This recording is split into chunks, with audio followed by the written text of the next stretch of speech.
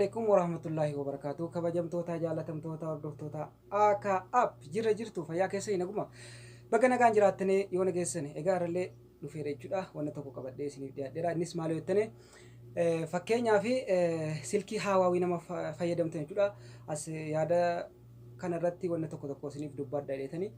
Egaa samoona kana wanni baay'een deemu jechuudha. Googiliin naa dalagaan jiru, Pileestooriin naa dalagaan jiru, Yuutuubiin naa dalagaan jiru. Kana yaadni kan baay'atu jechuudha.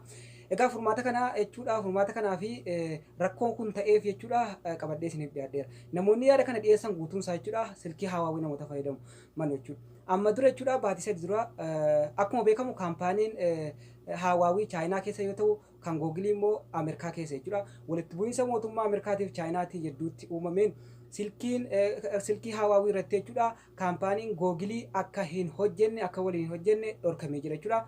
Egaa kana kan dhowwe mootummaa Ameerikaati jechuudha. Silkii tokko irratti immoo googiliin hin dalagne jechuun silkiin tokko faayidaa hin qabu jechuudha. Akkuma isin hubattan jechuudha. Egaa amma dura baatii sadii dura jechuudha. Amma dura jechuudha googiliin jechuudha kaampaanii hawaawiitiif baatii sadii yeroo kenneefii ture jechuudha. Haga yoonaatti garuu kaampaaniin hawaawii furmaata adda ta'e tokko ittiin keenye namoonni silkii hawaawii fayyadamtan jechuudha yoo inni yuutuubii isin dalaguu dide jedha jechuudha jechuudha. Egaa kabajamtoota jaalatamtoota keenya jechuudha silkii hawaawii hin bitanaa jechuudha. Amma fakkeenyaaf yoo isin yuutuubii galtanii banachuu jettane kun asirratti barreeffama isin asirratti argitan kana akkanatti isiniif baasa jechuudha. Egaan kana gara fuulduraatti kan bittan jechuudha hawaawii akka hin binne gosa fedhallee silkii xiqqaasa guddaasa kompiitarsaa maal isaa kan hawaawiidhaan waan hojjetame guutuusaa bituun hin barbaachisu jechuudha. Sababiin isaa googilii wajjin hojjetaa jira jechuudha. Fakkeenyaaf kan googiliin shorrii googiliin silkii irratti qabu jechuudha olaanaadha. Googiliidhaan addatti kan akka googiliin oomishni googilii jechuudha kan akka Pileestoorii Google Chrome wannoota yeroo isin silkii keessan formaat gootan irratti hafu jechuudha hin gubanne jechuudha. Guutuunsaa kan googiliiti jechuudha. Oomisha googiliiti. Egaa waa'ee hawaawii kana yoo dubbanne jechuudha gara immoo barnoota irratti dabarfanne jechuudha. Egaa barnoonni har'aa maali yoo jettan jechuudha kabajamtoota jaalatamtoota keenya namoonni silkiin keessan xixiqqoo jechuun YouTube irraa waa buufachuu barbaadan aappiin addatti karaa gabaabaadhaan karaa isin ittiin buufattan isin agarsiisa jechuudha. Aappii tokko tun fayyadamin jechuudha. YouTube irraa waan barbaadan daawunlood godhachuu isin agarsiisa jechuudha. Asuma irratti daawwadhaan isin jedha. Jalqaba irratti YouTube dhuma seentan jechuudha. YouTube keessa erga seentan peejii kiyya warreen arginiin akka app jettanii yoo barreessan jechuudha. Kunoo haala kanatti isiniif baha kabajamtoota jaalatamtoota keenya subscribe mallattoo jettu kana cuqaasuu hin dagatinaa isin jedha. Achumaan mallattoo notification asirratti argamtu kana akkanatti cuqaastanii viidiyoolee like gochuun dagatinaa koomentii keessanis yaada keessan jalatti barreessaa isin jedha. Egaa viidiyoo tokko buufachuudhaaf amma fakkeenyaa fi kiyyuma jalatti isin agarsiisa jechuudha. Aappii tokkoon addatti viidiyoo tokko kan buufachuu barbaadan akkana seentan jechuudha.